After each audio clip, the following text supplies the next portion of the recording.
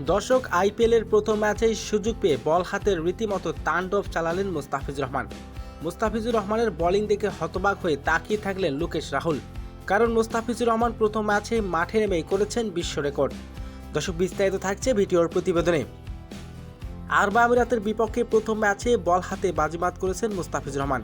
সেখানকার পারফরমেন্স ছিল অবিশ্বাস্য। প্রথম ম্যাচ শেষ করে 24 ঘন্টার মধ্যে আইপিএল খেলতে আসেন কাটার মাস্টার মুস্তাফিজুর রহমান।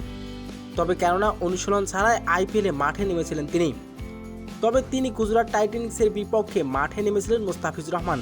দিল্লি ক্যাপিটালসের হয়ে প্রথম ম্যাচেই সুযোগ পেয়ে বল হাতে রীতিমতো তাণ্ডব চালান মুস্তাফিজুর রহমান। কারণ মুস্তাফিজুর রহমান আইপিএলের প্রথম ম্যাচেই বল হাতে ডট বলের রেকর্ড করেছেন। মুস্তাফিজুর রহমান আইপিএলের প্রথম ম্যাচেই 3 ওভার বোলিং করে 24 রান দিয়ে করেছেন রেকর্ড। কারণ গুজরাট টাইটানিক্সের বিপক্ষে যেখানে সবাই ব্যর্থ, সেখানে বল হাতে কম রান খরচ করে বিশ্ব রেকর্ড করলেন মুস্তাফিজুর রহমান। আর সর্বোচ্চ ডট বলের রেকর্ড করেছেন কাটার মাস্টার। দর্শক, আইপিএলে মুস্তাফিজুর রহমানের রেকর্ডটা আপনার কেমন লাগছে? দর্শক, জানিয়ে দিন আপনার মূল্যবান মতামতটি কমেন্ট বক্সে।